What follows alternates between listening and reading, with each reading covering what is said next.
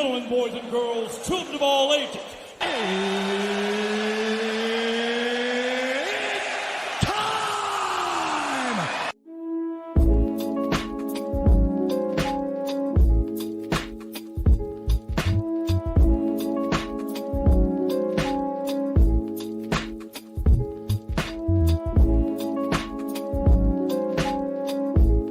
Hello, welcome to my 2 Cents Podcast, episode 78, which is entitled Accountability. I'm your host, G2, and before I get into the topics, I want to get off to the National Food Days of the week. Today, being June the 12th, it is Peanut Butter Cookie Day as well as Falafel Day. Then we will have on June 14th, since there is no June 13th, June 14th is Strawberry Shortcake Day. June 15th is Lobster Day. June 16th, Fudge Day. June 17th, Cherry Tart Day. And also Apple Strudel Day, or Apple Strudel, it's all depending how you want to pronounce that. And that's it. There's nothing for June 18th. The reason why I titled this episode Accountability is because I looked through certain things this week, and I experienced certain things this week that I don't think people understand, that we all escape accountability on certain things. Certain things we need to be held accountable for, certain things we need to look at ourselves in the mirror and just basically say, yep, I did that. Or whenever somebody asks you a question, you need to announce that you did it and just take the consequences that come into actions with it. It's just weird how, as a kid, you're taught in the way of, if you did something, you got to face up to your problems. You got to face up to what you did. And as you grow older, teenagers and more or less adults will try to find the little gray areas to make it okay for what you've done. Okay, for an example, you cheat on a test. Okay, teacher catch you cheating, and you are now about to go down. Now you got to throw out somebody else that did it. Well, he did it too. No, dude, you got to take it for yourself. You did that. You got to own up to what you've done. You can't just try to throw somebody else under the bus with you. That's not holding yourself accountable. That's called trying to pass the buck to somebody else. When you become older and once you start becoming an adult, you try to find those gray areas to make it okay for what you've done. It's not. You got to hold yourself accountable. You got to man up or woman up or whatever you want, or whatever you identify as. You got to measure up to your morality. You got to measure up to your conscience. You got to measure up to you, because guess what? You're the only person in this life that's going to know what you've done. And sometimes people are going to see what you've done and they're going to hold you accountable for it. But you, at the end of the day, you are accountable for yourself, nobody else. So for you to at least sleep peacefully at night and know that you've done everything that you were supposed to do, and you have basically, how do I say this? Knowing that you have accepted the responsibility for what you have done, that makes you who you are. That sets you apart from a lot of people, because a lot of people don't hold themselves accountable. That's just my whole thing. Sorry to go on a rant about accountability. I think everybody knows what the word is, but I think that as we grow older, we, as adults and people that are growing into adults, we forget to hold ourselves accountable. So I'm just here to throw out a couple topics here that people need to understand, that, hey, these people need to hold themselves accountable for what they've done. And the first thing I wanted to throw out to everybody is a terrible accident that happened on Thursday. It's reported from Associated Press. Authorities said that 3 are dead, trooper wounded in Maryland shooting. An employee opened fire at a manufacturing business in rural western Maryland on Thursday, killing 3 co-workers before the suspect and a state trooper were wounded in a shootout, authorities said. Washington County Sheriff Doug Mullender said that 3 victims were found dead at Columbia Machine Incorporated in Smithsburg, and a 4th victim was critically injured. The sheriff said at a news conference that the victims and suspects were all employees at the facility. The suspect fled in a vehicle before authorities arrived at the scene and was tracked down by Maryland State Police. Doug said the suspect was a 42-year-old man, but declined to release his name while the criminal charges were being prepared. The sheriff identified those killed in the shooting as Mark Allen Fry, 50 years old, Charles Edward McNick Jr., 31, and Joshua Robert Wallace, 30. There was a wounded victim as well in this. The wounded victim's name was Brandon Chase Michael, who's 42. The Maryland State Police lieutenant said that 3 troopers encountered the suspect's vehicle and that he opened fire when troopers made a traffic stop. Troopers returned fire, wounding the suspect. Doug said the wounded trooper is doing well and that the suspect was being treated Thursday night. Authorities declined to release a motive. We're still working with the sheriff's office on what happened and why it escalated, Doug told reporters. Doug said the suspect used a semi-automatic handgun, which was recovered after the shootout. He declined to specify the caliber or model. So I want to say rest in peace to those 3 men that lost their lives that night. And again, I don't understand something. Why, oh God, why are we going to shoot up places? I mean, let me say this. He was at his job, so I mean, everybody that was there, they all were workers. The victims that were killed, the shooter, he was a employee there. They all were employees of this exact same company. So I can see that the company's probably going to get sued because that's usually how things of this magnitude kind of happens. But why are you going to shoot somebody at your job? It just doesn't make sense to me. It makes sense if you shoot somebody in the streets. That's the only way I ever will allow anything, if I'm going to be honest with you. Here's my conditions if you're going to shoot somebody. You shoot somebody in the streets, or that's it. You don't shoot somebody at a bakery. You don't shoot somebody at a church. You don't shoot somebody in a movie theater. You don't shoot somebody in a schoolhouse. You don't shoot somebody at a working office. That makes no sense because you're shooting at other people, not your intended target. That's just my whole thing. If you are going to shoot somebody, you got to shoot at your target. That's always been my thing. One, I don't want people to do that. I'm just stating, since we live in a reality-based situation, if you're going to shoot somebody, which again, I do not, and I can't stress this enough, I do not want people to do that. You are going to go after your target, not bystanders. That is the dumbest thing ever. Yeah, I'm gonna shoot up bystanders in the mix of trying to get to my target. No, I'm not with it. In a semi-automatic handgun, I had no idea what a semi-automatic was. I had to Google that just to look up to see what it was, and as soon as I saw it, I was like, oh, okay, they're talking about a regular handgun here. So this was the first one that I've seen in a minute, somebody just killing people with a regular handgun, not big machine guns or AR-15s or like shotguns. This one was with a handgun. I will say this, we're not going to get gun control here, ladies and gentlemen. It's been a minute. It's been a long minute. Like I said, these kids died in Uvalde, Texas. We had Sandy Hook. We had a whole lot of other issues. We're not going to get gun control. It's all up to your state's governors and your state's people to try to put some type of law in place for your state, because as a nation, we're not going to agree at all. As one nation, we're not going to agree in the whole how should gun stuff be situated. That's what New York governor did. They decided to take matters into their own hands, as was reported by Reuters right here. As it says, New York governor signs new curb on guns in the wake of mass shootings. This happened this week. New York Governor Kathy Hochul on Monday signed a pack of 10 gun control bills into law, settling new limits on buying assault-style weapons and body armor, among other measures, in the wake of mass shootings in Buffalo and Texas. The legislation passed on Thursday by the state legislature raises the age required to buy or possess a semi-automatic rifle from 18 to 21. New York already requires people to be 21 to possess a handgun. The bill was signed by the Democratic governor after 10 people were slain last month at a supermarket in western New York City of Buffalo by an 18-year-old with a semi-automatic rifle.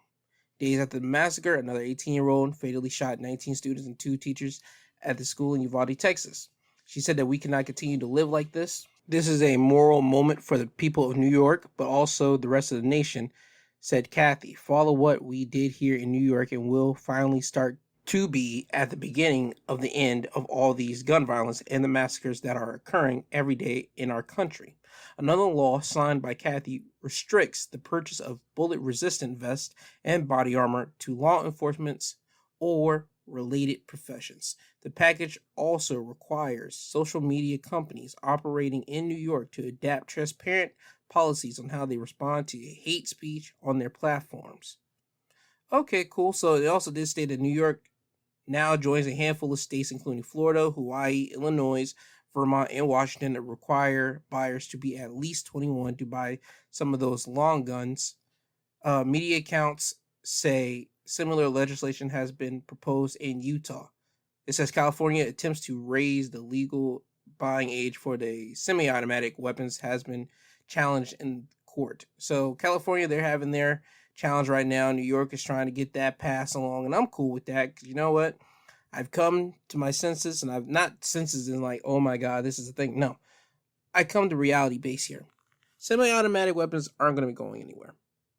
People that are not police officers or people that are not military, they're going to constantly have their semi-automatics. They're going to have these big or assault weapons, no matter what, whether they're just shooting for sport, as in shooting for deer in certain instances down where I live at, or in certain places they just go to gun ranges and bring their own semi-automatic and start shooting up there, or whatever the case have you.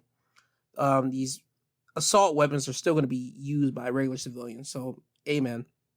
If we can raise up the legal age from 18 to 21, that is great. It's just weird to me how in New York, the semi-automatic rifle and all those semi-automatics, you were able to buy those at the age of 18. While New York, they said in this article right here that they require people to be 21 to possess a handgun. So you were able to allow your civilians that were 18 or just being freshly christened, 18-year-olds to buy a semi-automatic weapon, but you had to be 21 to purchase a handgun. See, that's what I'm saying. Accountability. I think they're trying to fix their mistakes now, and that's what they're trying to do here, and I'm cool with that as long as they acknowledge what they've done, and by having this type of bill, at least tell me that they acknowledge it. I just hope that states can follow up with this, and this thing actually does pass, because this, in my opinion, I think would be great, because no 18-year-old should be having a semi-automatic weapon at their disposal at all. I don't think that at all. That's just my personal opinion on to that. Now onto another situation. This is coming from Associated Press. Michigan officer charged with murder in the Loyola shooting.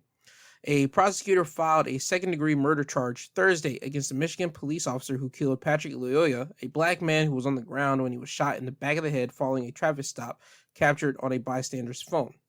Kent County prosecutor Chris Becker announced his decision against Grand Rapids police officer Christopher Sheriff, who killed Loyola minutes after a traffic stop on April 4th.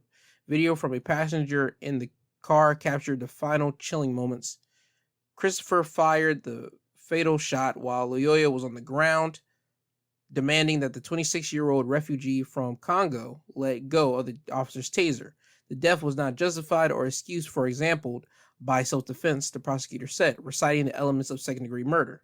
Christopher, who is white, told Loyola that he stopped his car because the license plate didn't match the vehicle.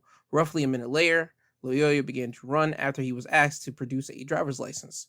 Christopher caught him quickly, and the two struggled across a front lawn in the rain before the fatal shot. Defense lawyers said the shooting was not murder, but an unfortunate tragedy during a volatile situation. Mr. Loyola gained full control of a police officer's weapon while resisting arrest, placing Officer Christopher in fear of great bodily harm or death.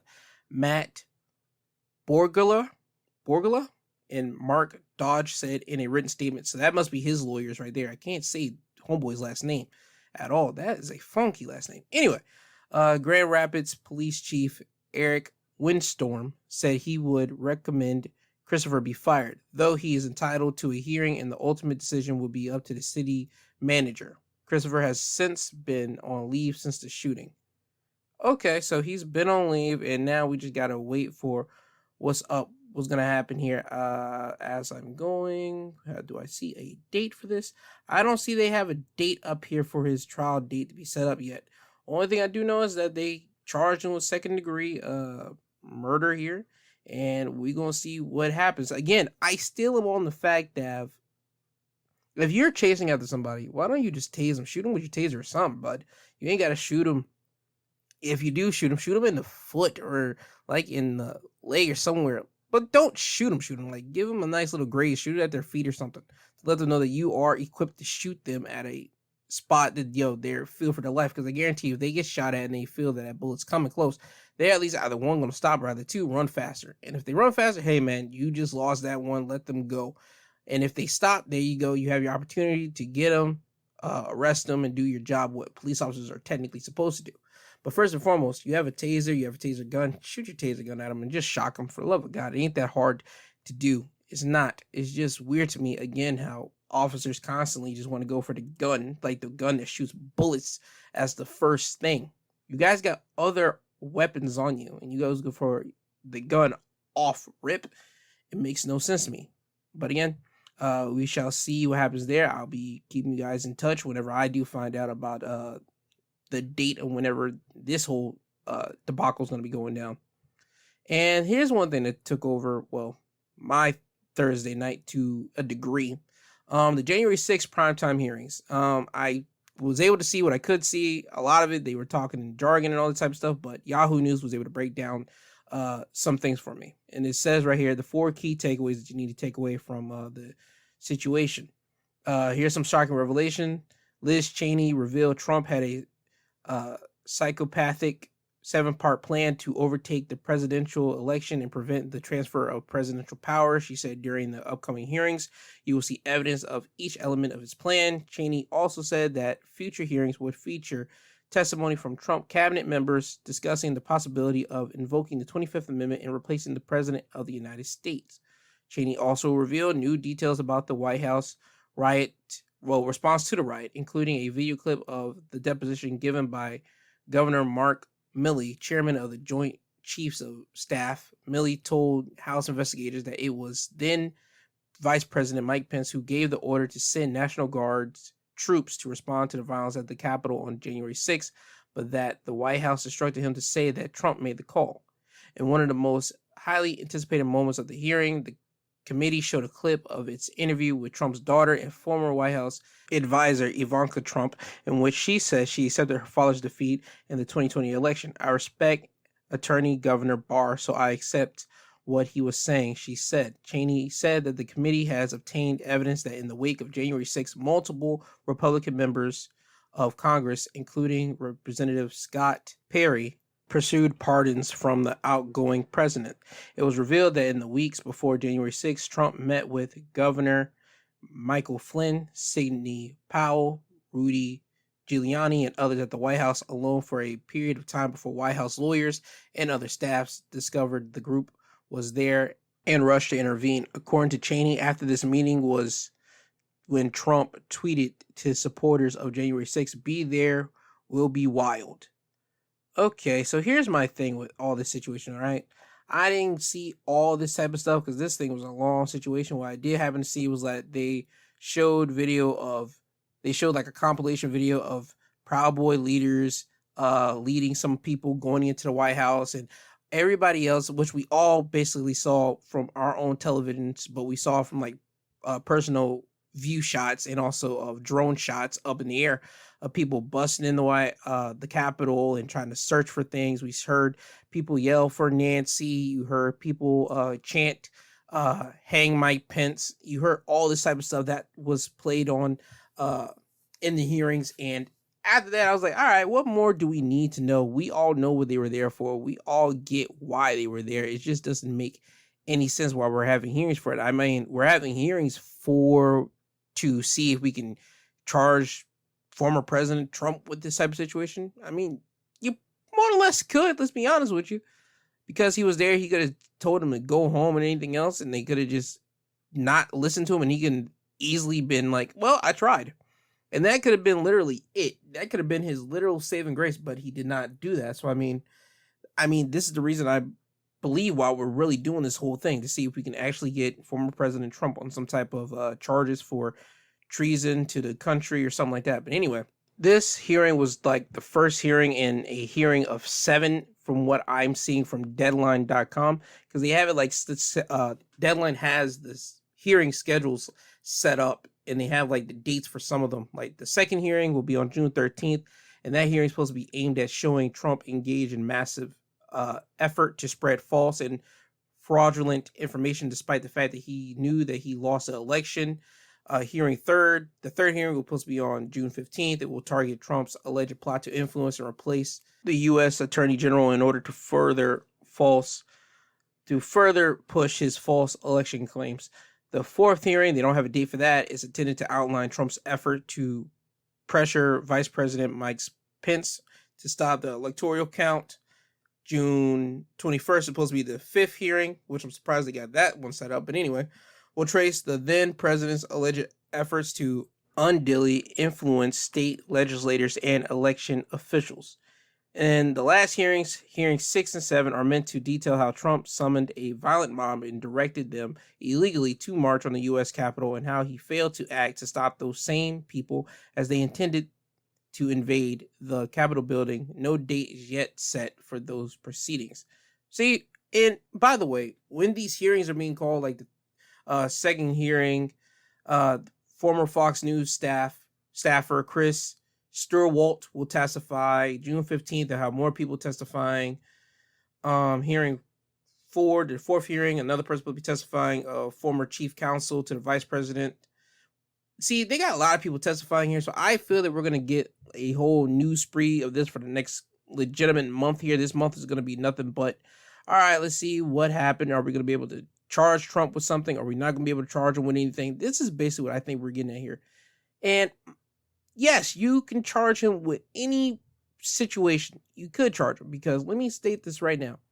If a mob boss happens to send his, workers to beat up somebody or happen to kill somebody, you guys will take out the little fishes, but you're going after the big fish. That's exactly what you do in that situation.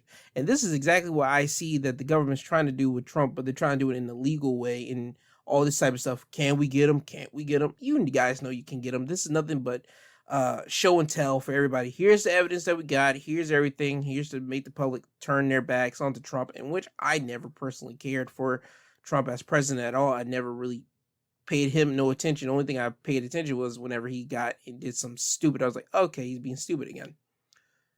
That's the only thing I got for like this whole January 6th hearings. I'll be looking at it. I'll be taking some type of notes, and if I don't, I'll be looking at the highlights of it to see what I can, piece together. But I just see this whole thing as nothing but, here's what we got, here's what's happened, here's what we've been looking into. But ultimately, I see that we're going to be charging Trump with some type of treason to the country or something like that. That's what I think we can go with this. If not, I don't know what to tell you.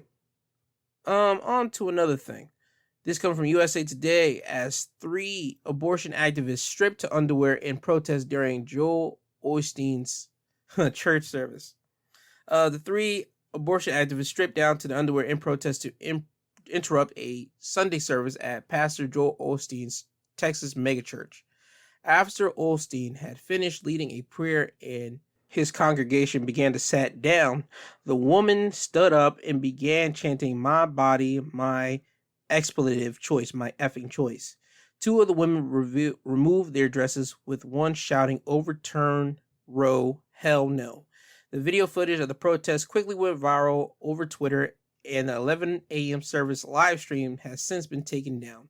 The activists, a trio from Texas Rise Up for Abortion Rights, were wearing white sports bras with green handprints on them to symbolize the color representing the pro-choice movement. Security promptly escorted the 3 women out of the church as many congregation members began to cheer at their dismissal. The women said they opted to protest in Osteen's megachurch, which draws upwards of 50,000 people regularly, arguing that anti-abortion protesters show up in their safe spaces, doctor's office, and clinics to make them feel uncomfortable. I know it seems very outrageous to do it in a church, in a private space, activist Julianne Erdika told local Houston television station KPRC2 of the protests, which continued outside the Lakewood church afterwards.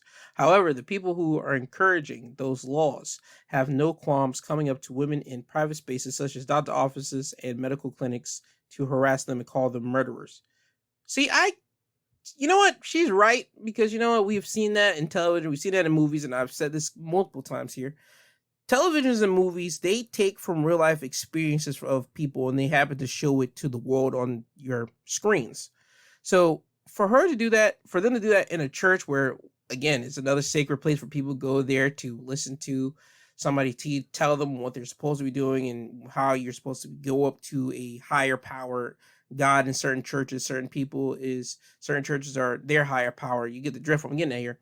For them to be there and do this activist stuff, they're trying to make those people feel uncomfortable as much as the people that are not for abortions make people that are going for abortions feel uncomfortable at the doctor's office and at these places. So in this case, I have no problem with her going up there to do that, with the activists technically going up there to do that. I'm glad that they didn't put hands on nobody. Let me put it like that. I'm glad that they didn't put hands on nobody. I'm glad that these women were all just like escorted out and nothing like terribly happened to them. But they're all just trying to make people understand that their body, their choice, and that still goes back to the Roe v. Wade thing, especially with Supreme Court still looking into that now. And that's crazy how we still haven't got a decision on that. They probably are tight-lipped, and they probably already have their decision already made up for it.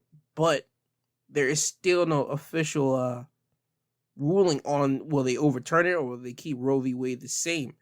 Again, I've stated this before. You have to keep everything the same for women. Women are going to make up their own minds for their own bodies. If they're pregnant, they'll decide whether they keep it or not. That's not on a man. That's not on nobody else. That's not on government to make that decision on them. Leave them alone. Leave pregnant people alone. If they decide to keep it, they keep it. If they don't, they don't. You don't question it. You leave it be, because there's a lot of children right now in orphanages that don't have a mother and father, that were probably born out of tragic situations. The parents couldn't keep up and they had to give their child away, or the child is born out of a bad situation, meaning somebody probably got molested, raped, you get the drift, and the mother can't deal with the trauma of looking at the child that was born and made out of that, and they had to give up the child, or whatever the case may have you. You got to leave women alone. If they get pregnant, hey, yo, let that be. You got to let them decide if they're going to keep it or not. You got to let it go. Stop it. Okay? I hope Roe v. Wade still stays the same. Let women be able to have their choice. That's all I'm trying to say as a man.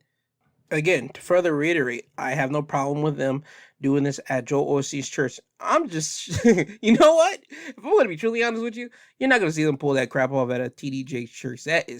That's crazy funny. A white church, and that's nothing but white civilians, white women doing that. You're not going to see black women do that at a black church. I'm just going to keep it a buck with you. My God, that is funny. I literally had to stop right now and think about it. Like, why didn't they do that at a TD Jakes church? I mean, Joel Osteen's big, but like TD Jakes is the black community. That holds a lot of weight and all that type of stuff. Yeah, they probably would have got like yelled at and everything else, probably called like heifers and like, not even saying tramp, because not that, or Jezebel. That's an old one. I haven't heard in a long time, but it's just funny to me how Joel Osteen and TD Jakes are both two of the biggest church heads in the gospel church type of community here. They're the two biggest like motivational speakers or pastors or whatever you want to call them. And Joel Osteen, he gets hit with this type of situation where people going up there and making a little bit of a ruckus at his church. TD Jakes' church, I didn't see or hear about none of that. So that's just a funny thing to me, because black people, we don't play around with church situations. Either you're there to listen to the word, or either you're there to play music and get out. I mean, that's about it. We ain't there for the whole, we're not there for trying to get your activist type of stuff off. So, I mean, that's just my thing. That's just another difference of how you see a white and a black situation. That just made me think about that. It was real funny to me at the time, and still now. Now, on to something else that I didn't, and I mean this sincerely, I did not keep in contact with, and I didn't pay attention to, but I kind of knew about it, was the Todd and Julie Chrisley situation. And this comes from the Atlanta Journal-Constitution. Reality stars Todd and Julie Chrisley guilty on all counts in federal tax evasion trial.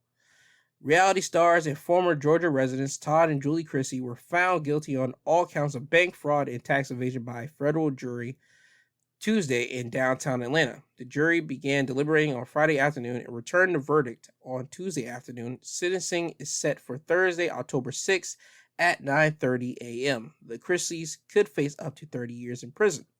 The trial began 3 weeks. As today's outcome shows, when you lie, cheat, and steal, justice is blind as to your fame, your fortune, and your position, said Carrie Farley, special agent in charge of FBI Atlanta, in a press release from the U.S. Attorney's Office. In the end, when driven by greed, the verdict of guilty on all counts for these three defendants provides once again that federal crimes do not pay. The couple released a statement through their attorney, disappointed in the verdict, and appeal is planned. Of course, appeal is planned.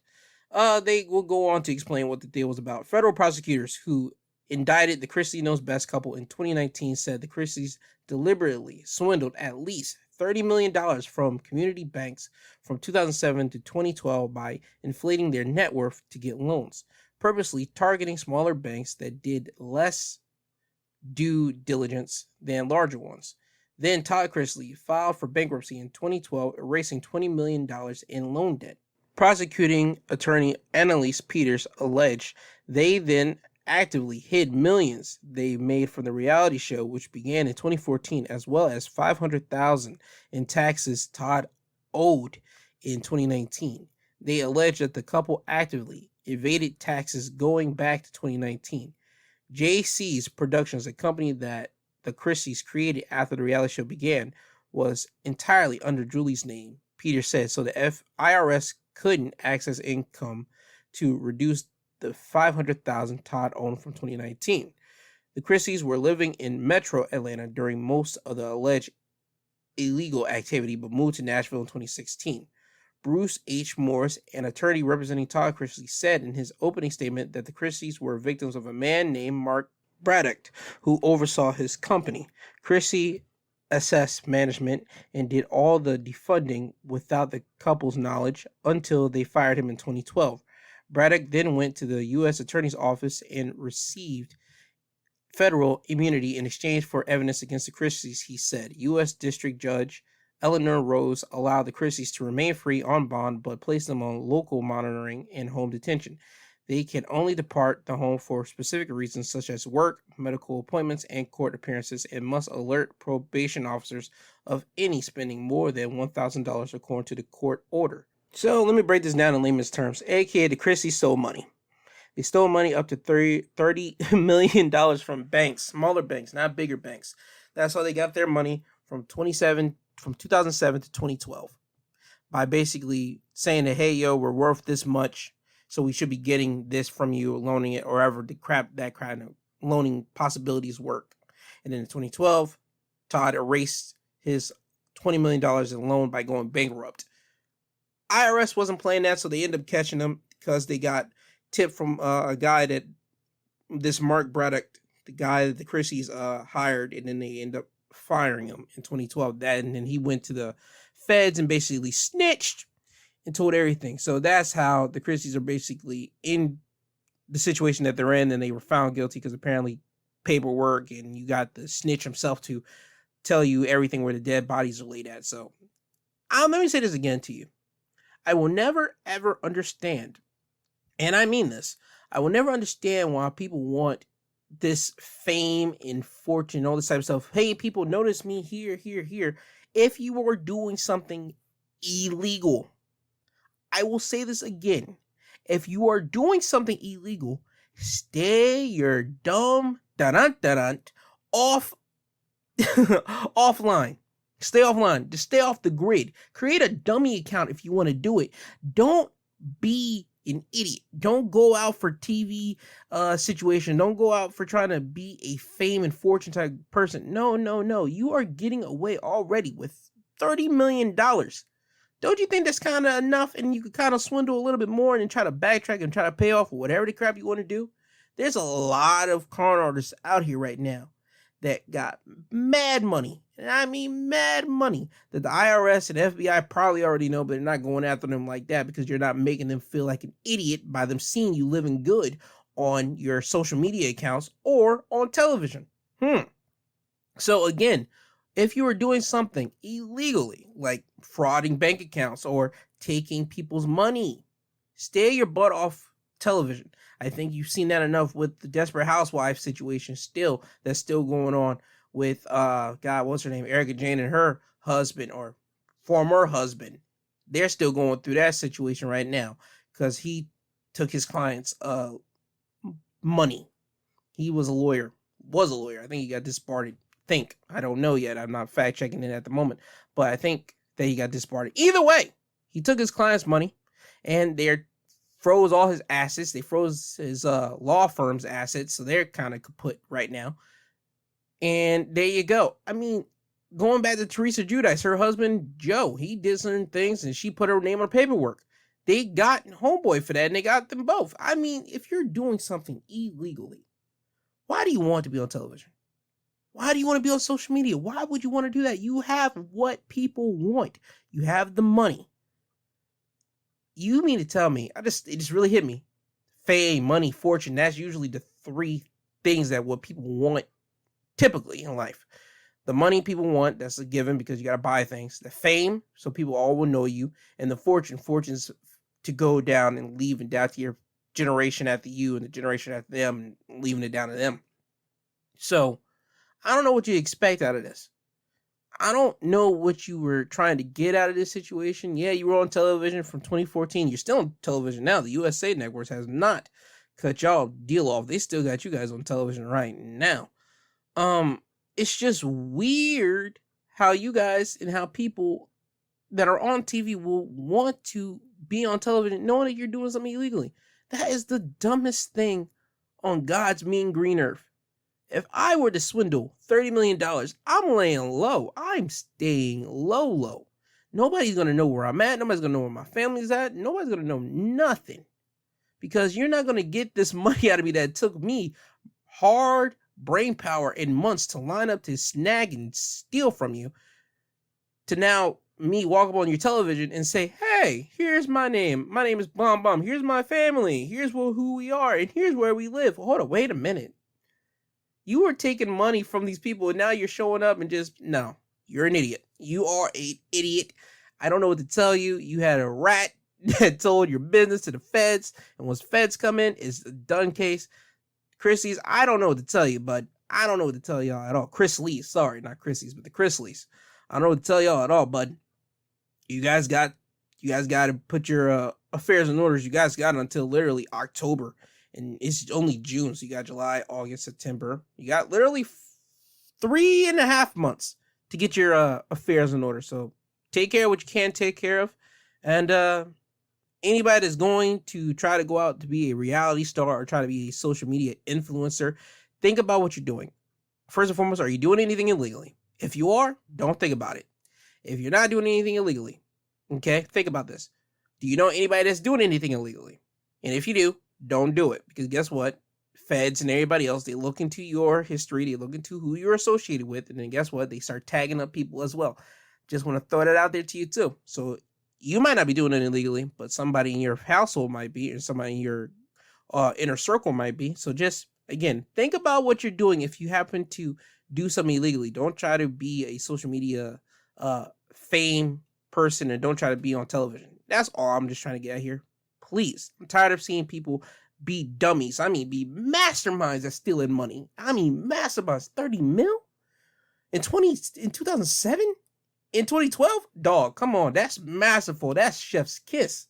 For real. I ain't even gonna try to hold nobody. That's chef's kiss. But then to be on television? Oh, you're an idiot. You are Poindexter idiot. I mean, swear to God. Off to another topic here. This one comes from the Associated Press. Mexican megachurch leader gets more than 16 years for abuse. The leader of the Mexican megachurch, La Luz del Mundo, was sentenced Wednesday to more than 16 years 16, not 60, in a California prison for sexually abusing young female followers who said he made them his sex slaves. That's disgusting. Nizan Joaquin Garcia, 53, abruptly pleaded guilty last week in Los Angeles Superior Court to 3 felonies on the eve of a long-awaited trial. Prosecutors said Garcia, who is considered the apostle of Jesus Christ by his 5 million worldwide followers, used his spiritual sway to have sex with girls and young women who were told it would lead to their salvation or damnation if they refused. I never cease to be amazed at what people do in the name of religion, how many people lives are ruined in the gusts of a supreme being, said Judge Ronald Cohen, who called Garcia a sexual predator. The sentence came after nearly 3 hours of emotional statements by 5 young women Garcia was charged with sexually abusing. They had once been his most devoted servants, but in court they called him evil and a monster, disgusting human waste, and the Antichrist. I worshiped my abuser, said a woman identified as Jane Doe number 4, and said she was his niece. He used me over and over like a sacrificial lamb taken to the slaughter. Garcia, dressed in orange jail scrubs and wearing a surgical mask, pulled down his glasses, didn't turn to face the women. He sat upright and looked straight ahead with his hands shackled at his waist as he followed along with the proceedings, listening through earphones to a Spanish interpreter. Garcia pleaded guilty Friday to 2 counts of forcible oral copulation involving minors and 1 count of a lewd act upon a child who was 15. In exchange, prosecutors dropped 16 counts that included allegations of raping children and women, as well as human trafficking to produce child pornography. The victims objected to the plea deal, saying they only learned about it at the last minute and were not consulted. They implored Cohen to impose a stiffer sentence, but he said his hands were tied by the agreement. The world has heard you, he told the weeping Jane Does and their supporters. I promise you that. See, that is nasty. That is disgusting. Oh my God. We, as the justice system, we will do anything for a win. You guys have everything. You guys literally have everything. You guys, what are we doing? You guys gave up. You guys gave up 16 counts of pimp allegations of raping children and other women and also human sex trafficking to produce child pornography. You guys gave up those situations, right? You gave up those for him to say that he agrees to sexually abusing his young female following. And he's only up for 16 years. Oh, this man should be buried underneath the ground, underneath the jail. I don't have time for people that use... Let me calm down. I don't have time for people that use spirituality as their key to messing around with people. You don't understand people's ability and the people's mindsets. They always look to a higher being. They always look to their spiritual guidance. They always look to these people. And you, as a person that is quote unquote this higher being, that's one that's closer than the regular person with God or whoever you believe in, you're supposed to be leading them down a right path, not a path of you just abusing them and using them. You told them for salvation, have sex, and if you don't, you'll be sentenced to damnation. What the hell are we doing? What are we doing? This man should be castrated. This man should literally be shot in the head. This man needs to be beaten and molested all inside a jail cell. What are we doing? Seriously, what are we doing as people? This is one reason why I like law-abiding citizens so much. If you haven't seen it, it's a good movie. Gerard Butler and Jamie Foxx. Jamie Foxx is the DA, and Gerard Butler's, at the beginning of the movie, you see his wife and his child basically killed and raped. You don't see the raping, but you hear yelling and screaming, and you see Gerard Butler basically go out because he got beat up, and he had to tie and watch all that crap happen. Fast forward to after the scenes happen, about probably 10 minutes into the movie, you see Gerard Butler literally sitting in the courthouse, and he has to sit there and watch as one of his daughter and wife's abusers go in jail. Well, get a license because he had a plea deal, so he turned on his other person that was there with him. Gerard Butler basically snapped mentally, and he took action. He ends up killing the two guys, and he did it real heinously. Good for him. And then he ends up turning on the legal system, and basically he outwits them to the point that he ends up going to jail and basically making them play his own game. And in the end, he ends up dying, which I still think that is the worst movie ending. You had a great movie. You built it up so high, and then to the end crescendo, he dies. The actual good guy of the movie dies. Anyhow, if you haven't seen Law Abiding Citizen, I applaud you and I really implore you. Please see it. This is what making me with this right here. This guy is a nasty, this false prophet, this false ilk is here, and he gets off with 16 years where in reality he should be beaten to death. Are you kidding me? I hope people in jail beat this guy to death. I do. I don't care. Let this get over there. Seriously. I hope this guy literally gets beaten to death, because I don't like people using spirituality to get to people. I hate that. That is one of my things. That's why I don't like people having the whole biblical talk with me. And they try to throw Bible scripture into me. You don't want to do that. You don't want to do that, because guess what? I got a lot of questions about the Bible, and I don't think people can answer that, to be honest. But you don't use being a person closer, and I put that in quotations here, to God as a way to talk to people and try to build and try to gain that trust. Spirituality, people are really sensitive about their spirituality. They try to do everything right because they all look up to a higher being. And for this guy to abuse this and do this, and he only gets off with 16 years because he cuts a plea deal, that is disgusting. It's deplorable. It is heinous. I'm glad these women spoke up and they said something about this nasty heathen, this bastard. I am so glad, seriously, but I hope that this guy doesn't get to live a year in jail. I hope he gets beaten. I mean, beaten mercilessly by people in there. I really do. This person I have so much disdain for. I have disdain for people like this. I truly, and I mean truly do. And the justice system, they failed on this one. Yeah, sure, they got a plea deal. He gets 16 years. But no, you guys failed. In all honesty, you guys failed on this one. Like, for real. You guys should have let this thing played out right in court and let this man's whole situation get played out. And then guess what? You at least can say, well, we played it out to the fullest extent. We laid everything on the table and allowed the rest of the world and allowed your congregation, and I put that in quotation marks, to see what type of monster you are, to allow the community to see what type of monster you truly are. So then everybody can at least say, well, this is who he is, this is what he was, and now we at least can say we did everything in our power for him to at least get a lot of time in jail instead of just cutting a plea deal with him for 16 years. That's just wild. Again, accountability, government system. You gotta stand by that. You guys really screwed the pooch on that one. Now on to another one. This comes from New York Post. Stanford lawyer professor mocks desperate Johnny Depp lawyer Camille Vasquez in tweets. A Stanford Law Professor has been blasted for writing offensive and disparaging tweets about Johnny Depp's lawyer Camille Vasquez. Michelle Dauber took to Twitter last Thursday, sharing a screenshot of Vasquez and accusing the superstar attorney of sucking up to male power. Of all the women who suck up to male power, women lawyers are the absolute worst of the bunch.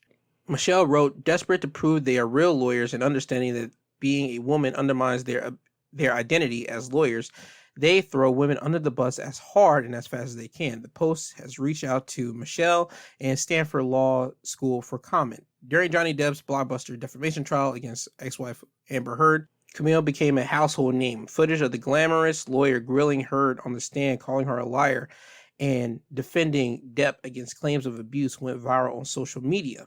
However, Michelle, who teaches at the prestigious Stanford Law School, clearly found Vasquez's performance persuasive, tweeting out her scorching criticisms last Thursday. The professor was promptly criticized for harsh words about Camille, with one follower replying, if your son was falsely accused of domestic violence, I bet you would love for that woman to help vindicate him.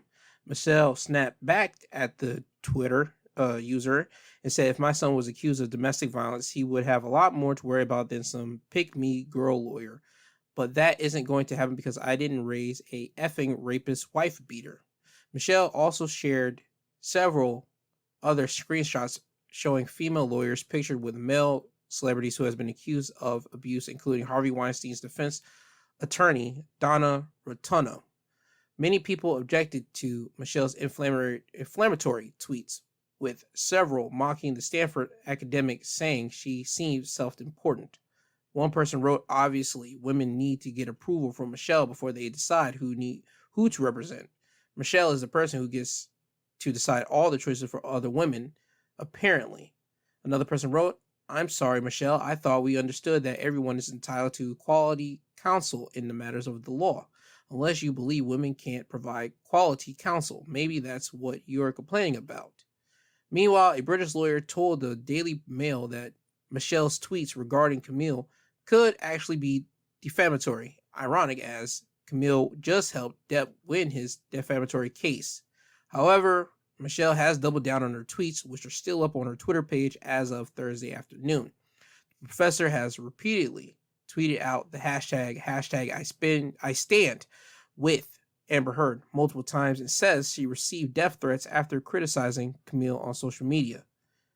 Michelle tweeted her disdain for Depp over the course of the 6 weeks defamation trial, even hitting headlines for claiming Depp's famous film franchise Pirates of the Caribbean was racist. Oh my God, get it out of here, dog. Let me say this right now. She's upset, she's mad, and that's a whole lot of thing with people that stand with Amber Heard. I mean, you had Kathy Griffin, who was out like on some type of podcast or whoever she was on with, and she got mad that Johnny Depp got vindicated. She was mad that her friend Amber Heard wasn't believed. And here's my thing with this. Again, this is called accountability, ladies and gentlemen. She has to be aware of what she says to who she says it to. There's audio and there's recording. There's a video of these two literally having back and forth, Johnny Depp and Amber Heard. I'm not saying Johnny's all the way in the clear here, okay? Because he has admitted that him and Amber did get into some certain situations. But I'm not going to say that Amber Heard is a victim. No, not at all. Amber Heard is on video saying, "Yeah, I punched you, but I didn't punch you. I didn't punch you hard. Stop acting like a baby." My G. And then she has the gall and the entitledness to say, go to the press, go to whoever you want to go to, tell them, let's see if they believe you or they believe me. What type of person says that if you are being abused? That is a line that an abuser will say to their victim. If you haven't gotten that through your thick skulls yet, flip that around. Say, if a man were to say that to a woman, what would you think about that? You would think that man is a complete dick. You would think he is an asshole off top. If that audio of a man saying, "Hey, you can go ahead and tell the press," who are they going to believe, me or you? We will all hear that. We will all say, this guy's a complete total dickhead. What are we doing? That's exactly what happened with Amber Heard. Again, when Amber Heard first came out with her situation when she wrote about her being in a abuse situation, everybody was siding with Amber Heard. A lot of people dropped Johnny Depp. A lot of people, but Dior kept him. And ta-da, Dior ends up reaping the benefits of the rewards, or rather, they get the fruits of their labor of standing with Johnny Depp, because now their stuff is selling out every time they constantly throw it out there. So they're reaping the benefits from this. What more do you want? It's called being held accountable. Amber Heard needs to be held accountable for what she's done. That's all we're trying to say here. And for people that constantly say that they stand with Amber Heard and all this type of stuff, you guys got to look at your girl and say she got to be held accountable for that. She screwed up. She literally screwed up her situation and her chance to really just be this big time mega star because of saying that she was abused by Johnny Depp. That was her problem. No, my dear girl. You and Johnny were both hurting each other. You guys were in a hurt relationship, and that's what happened. So that's all I'm trying to get at here. For people that stand with her, you can stand with her all you want. Just know that you're doing it real stupidly. Let me just put it like that, okay? That's all I'm trying to say for this situation right here. If you stand with Amber Heard, cool and all, but just know that your girl needs to be held responsible for what she has done. That's all I'm trying to say here. One more thing before I do get out of here. I want to talk about Lil Nas X and BET, okay? Earlier this week, Lil Nas X would drop a snippet that would basically say, screw BET, screw ET, but basically F BET. And he's basically doing this because he wasn't nominated for a BET award. I understand you being upset about not being nominated for BET award, but here's where it tricked me right here. He tweeted out, "This is not over now BET award. This is about the bigger problem of homophobia in the black community. Y'all can sit and pretend all you want, but I'm gonna risk it all for us." Okay, here's my thing. You didn't get nominated, so you're upset. Okay, cool, fine. That's what every artist does whenever they feel that he should be nominated for something cool. Now you're trying to say the black community has a problem with homophobia. Let me say this again to you, Lil Nas X, and I want you to really listen to this real clearly for you, okay? And listen to me well. There's a show on HBO Max called Legendary. Now, if you don't know what Legendary is, I think I said this last year whenever I was talking about LGBT all in June. And by the way, this is LGBTQ month. Congratulations to you guys. I forgot to mention that last week's episode. So again, I just want to say this here. Congratulations to you guys, and congratulations to everybody that's living out and being themselves and actually living their true, who they actually are, whether it be their sexual identity, their ability to wear clothing, or ability just to be whoever they are. Just congratulations to you all. I do want to say that right here. But there's a show called Legendary, and that's nothing but people doing fashion or movements of dancing house, if you will. It's like all this stuff that people would know on Pose. That's another show that consists of majority black people on that show, which was around on FX. I'm not sure if it's still around now. I think they were supposed to have one more season and they were done. But anyway, Legendary is a show mainly consists of a lot of black people on it. That's a fact. If you look at Legendary, that's a lot of black people on there, from contestants to the judges. A lot of black people on there that are gay and everything else. You see, God, what is it? More black people are now starting to accept. Yes, if you would have came out Lil Nas X in the early 2000s, I would say you have a legitimate gripe. You have a gripe to say what you want to say and say all these type of things about black people having a problem with homophobia and all this type of stuff. If you came out in the early 2000s, but now here, that homophobia-ness is starting to go away and die down. You had everybody literally chanting for you when you were an Old Town Road type of person. People going to say, well, Joe, nobody knew about sexuality then. Nobody cared. Okay, and then when the sexuality came out, nobody cared then. We were like, all right, cool. Matter of fact, you were on the BET Awards last year. You were straight up doing everything else, and you ended up kissing two dudes at the end of it. And people were in shock and awe because that's the first time, I think, in BET on performance-wise, two dudes kissed each other. That's a thing. So you made history on that. Lil Nas X, you are not being sacrificed and just trying to be like, oh, your thing. No, dude, your album wasn't great. I'm just going to call a spade a spade. You probably had what? You probably had a couple joints, what? Somebody Love, which was on Taco Bell, like, commercials. And I liked that song, and I liked the music video that you brought along with it. It really brought everything together. I like that. Industry Baby, you and Jack Harlow, that one was a nice beat to it and everything else. That was a hit and a smash, so cool. And then you with Montero, didn't really like the music video because the whole Satan lap dance, and I understand people gonna say, well, being gay and going to hell, so he went to hell and took over. Yeah, whatever. I get it. It was symbolic and all this type of stuff. I get it. Cool, fine, whatever. The imagery and artsy, whatever. Those are probably the only 3 songs on your album that were actually good. And your album has how many songs on it? I just looked it up. Your album was 15 records on it. And let me tell you something. You were the first person, because you had a whole lot of funny businesses on your building up to your Montero album debut. You had a whole lot of funny things. You were pretending like you were pregnant. You did a whole media, like a whole campaign on the whole thing, and you ended up birthing out the album and all the type of stuff. You were playing around and doing all the type of stuff. People found you real weird at that. And hey, I didn't care, because you know what? I said, hey, he's getting people's eyes to pay attention on him. And when his album comes out, he'll have a lot of people paying attention to his album. Me, I ended up paying attention to your album because I heard about Industry Baby with the Jack Harlow thing, and I heard to Call Me By My Name, Montero, and I was like, oh, okay, cool. listen to his album and see how I like it. And I literally waited up till 12 o'clock in the morning for your album to drop. I literally waited up to 12. And then once it dropped, I literally went to YouTube and I started listening to all your music to see which ones I liked. And I ain't gonna front with you, homie. I was skipping them. And I tried to go through some of them. And I was like, okay, let me give a bit of a doubt. Let me just hear a couple minutes of each one. And I'm like, nope, it's not hitting right. It's just not, it's not doing nothing for me. It's not doing nothing. So then I started going to your tracks that had like Doja Cat on it to see if that was good. I was like, nope, that's not good. I went to your one with Megan Thee Stallion. I didn't feel on that one. I went to your one with Elton John. I thought, oh, okay, cool.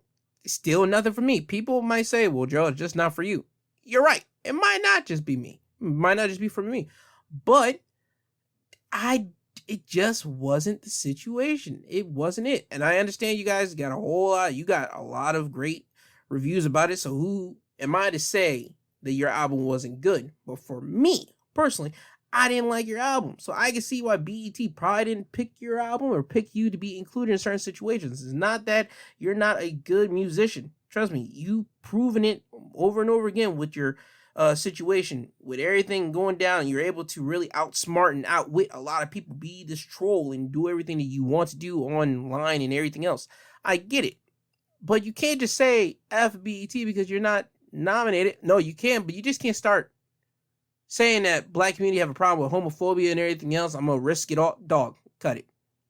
Black people are now more, and I mean really more, on the side of, you know what, hey man, we don't care, bro. You do what you do over there. We don't care. You gay? All right, cool, well, whatever. And ain't the early 2000s where rappers would be like, oh my God, you're gay. Get out of here. We banished gay people out of the rap community. We banished you out of, no. It's no longer that. And dog, you just gotta relax, bro. You got to relax, okay? That's all I'm saying, man. Don't try to ostracize that, because there's going to be certain people looking at you and be like, who are you talking about? There's a black community have a problem with gay people. Dog, again, if you would have brought this up in the early 2000s, I would agree with you hands down 100%.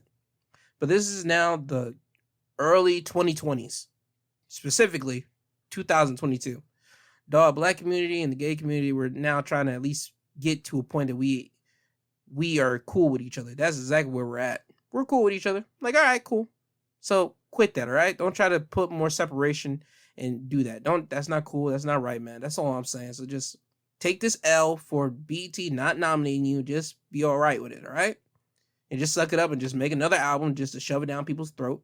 And maybe next year you get nominated for a BET award. That's all I'm saying. Now, with that being said, let me get you guys out of here.